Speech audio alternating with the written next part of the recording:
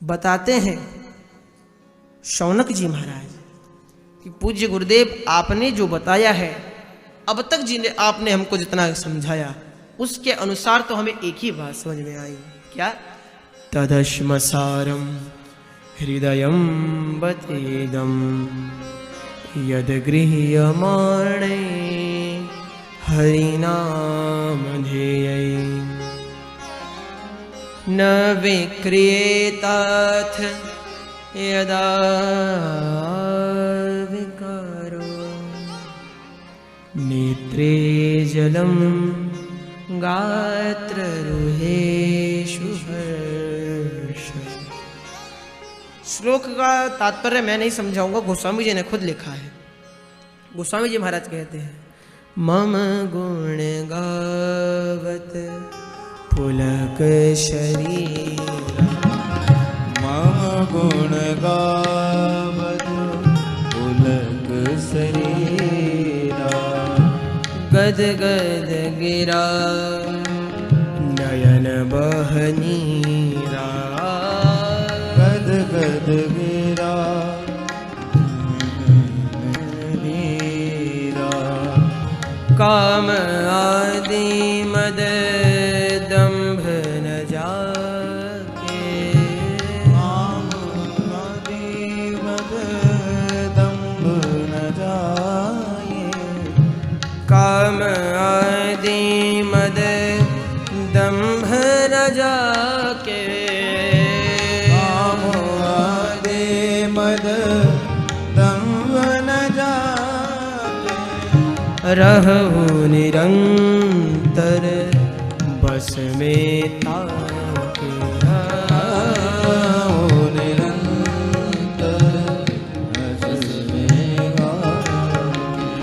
रहु निरंतर बस में ताके। जब मेरा गुणगान करते हुए, मेरा भजन करते हुए नेत्रों में अश्रु आने लग जाएं, मम गुण गावत पुलक शरीरा, गद गद गिरा नयन बह नीरा, समझो वो भक्ति की अंतिम सीढ़ी पर पहुंच चुका है। काम आदि मद दंभ न जाके, रहो निरंतर बस में ताके। जिनके हृदय में काम आदि ये सब दोष नहीं रहते हैं, वे उन सब के मनुष्यों के, उन भक्तों के हृदय में मेरा वास है। गोस्वामी जी महाराज ने इस श्लोक का बड़ा सुंदर चित्रण किया। तदश्मसारम हृदयम बत एदम। अश्मसार, अश्म माने पत्थर, उस अश्म का भी जो सार, वज्र से भी जो कठिन, पत्थर से भी जो कठिन, अर्थात वज्र भांति, वज्र के समान जिनका हृदय है, तदश्मसारम हृदयम बत, धिक्कार है उनके हृदय को। उनका हृदय, जिनका हृदय इतना कठोर है वो भी पिघल जाता है भगवान के गुणों को श्रवण कर कर, और जिनका हृदय ना पिघले उनके हृदय को तो धिक्कार है महाराज। न विक्रियेताथ यदा विकारो नेत्रे जलम गात्ररुहेषु हर्ष। यदि हरि नाम सुनकर भी हमारे हृदय में प्रेम उत्पन्न ना हो, नेत्रों में अश्रु ना आए, तो समझो भैया अभी भक्ति कच्ची है। इसके पश्चात सुखदेव जी महाराज को ध्यान आया कि हमने मंगलाचरण नहीं किया भैया। तो भैया इतनी देर से द्वितीय स्कंद के 2-3 अध्याय निपटा दिए, पूरे कर दिए, और अब मंगलाचरण की याद क्यों आ रही है? तो थोड़ा जरा जाने मंगलाचरण क्या होता है। मंगी गतौ धातो हो मंगे लच इति सूत्रेण अलच प्रत्यय सति मंगल शब्द निष्पन्नो भवति। मंगी गतौ धातु है, इससे अलच प्रत्यय करने पर मंगल शब्द बनता है। मंगलाचरण फिर आचरण शब्द के साथ समास आदि करने पर मंगलाचरण किया जाता है, बनता है। मंगलाचरण होता क्यों है? तो समाप्ति कामो मंगलम आचरेत, विघ्न विघाताय मंगलम आचरेत। हम जिस ग्रंथ का आरंभ कर रहे हैं या जिस अनुष्ठान का, जिस कार्य का आरंभ कर रहे हैं, वो निर्विघ्नता से समाप्त हो, इसलिए हम मंगलाचरण करते हैं। मंगलाचरण इसलिए किया जाता है। पुनश्च मंगलाचरण होता कहाँ कहाँ है? तो ग्रंथ के आदि में, मध्य में और अंत में। महाभाष्यकार की पंक्ति है, मंगलादीनि मंगल मध्यानि मंगलांतानि च शास्त्राणि पठन्ते आयुष्मत् पुरुषाणि भवन्ति वीर पुरुषाणि च अध्येतारश्च वृद्धिर्युक्ता यथा स्युः। जो ग्रंथकार ग्रंथ के आदि में, मध्य में और अंत में मंगलाचरण करता है उसका ग्रंथ सदैव कीर्ति को प्राप्त करता है। तो श्रीमद् भागवत महापुराण इसका बेस्ट उदाहरण है। आदि में जन्माद्यस्य यथा से मंगलाचरण व्यास जी ने किया है, मध्य में सुखदेव जी महाराज द्वितीय स्कंध में कर रहे हैं, और विश्राम में भी सत्यम परम धीमहि कहकर व्यास जी ने मंगलाचरण किया है, महात्मा गान किया है और भगवान की प्रतिष्ठा श्रीमद् भागवत महापुराण में की है। मंगलाचरण 3 प्रकार का होता है, नमस्कारात्मक, वस्तु निर्देशात्मक या तत्वबोधात्मक और आशीर्वादात्मक। वस्तु निर्देशात्मक मंगलाचरण आपने कल श्रवण किया होगा, प्रथम स्कंद में आता है। व्यास जी महाराज ने भगवान को नमस्कार भी किया और बताया भी कि हम भागवत जी में करने क्या जा रहे हैं। अब जो मंगलाचरण है ये नमस्कारात्मक मंगलाचरण है। ये नमस्कारात्मक मंगलाचरण कैसे है? तो यहाँ पर भगवान के अंगों को 12 श्लोकों में नमन किया है। 12 संख्या का हमारे यहाँ बड़ा महत्व है भैया।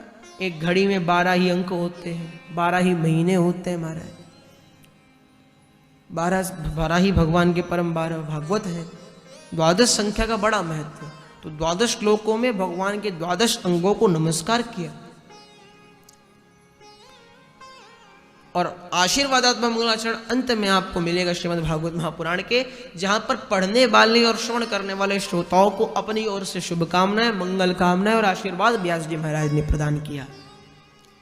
तो यहां पर सुखदेव जी महाराज मंगलाचरण करते हैं। श्री शुक उवाच नमः परस्मै पुरुषाय भूयसे सदुद्भवस्थान निरोधलीलया गृहीतशक्तित्रतया यदेहिनां मन्तर्भवायानुपलक्ष्यवर्त्मने भूयो नमः सद्भृजनच्छिदे सता मसंभवायातखिलसत्त्वमूर्तये पुंसां पुनः पारमहन्त्य आश्रमे व्यवस्थितानामनुमृग्यदाशुषे नमो नमस्तेस्तु वृषभाय सात्वतां विदूरकाष्ठाय मुहुक्कुयोगिनां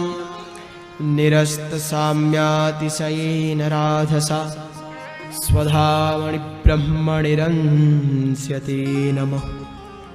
यत्कीर्तनं यत्स्मरणं यदीक्षणं यद्वन्द्वनं यच्छ्रवणं यदर्हणं लोकस्य सद्यो भृजनोति कल्मषं तस्मै सुभद्रश्रवसे नमो नमः। विचक्षणाय चरणोपसादनात् संग्रम्भितस्योभयोऽन्तरात्मनः विन्दन्ति ब्रह्मगतिं गदक्लमाः तस्मै सुभद्रश्रवसे नमो नमः। तपस्विनो दानपरायशस्विनो मनस्विनो मन्त्रविदः सुमङ्गलाः क्षेमं न विन्दन्ति विनाय दर्पणं तस्मै सुभद्रश्रवसे नमो नमः। बड़े सुंदर शब्दों में मंगलाचरण किया। तस्मै सुभद्रश्रवसे नमो नमः, ये हम आप सबके लिए मंगलाचरण है। तस्मै श्री कृष्णाय नमः, उन श्री कृष्ण को नमस्कार है। कैसे श्री कृष्ण को नमस्कार? भाई कुछ लोग भिन्न भिन्न रूप से प्रसन्न होते हैं, तो भगवान श्री कृष्ण कैसे प्रसन्न होते हैं? तो तस्मै सुभद्रश्रवसे, सुभद्रश्रवसे, जो भगवान के कीर्तन को श्रवण करने मात्र से व्यक्ति का कल्याण कर दे, ऐसे सुभद्रश्रवसे नमो नमः।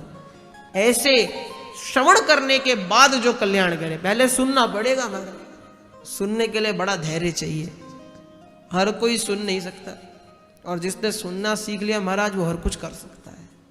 तो सुभद्रश्रवसे, ऐसे सुभद्र जो श्रवण करने के बाद मुक्ति दे, उन भगवान को नमस्कार है।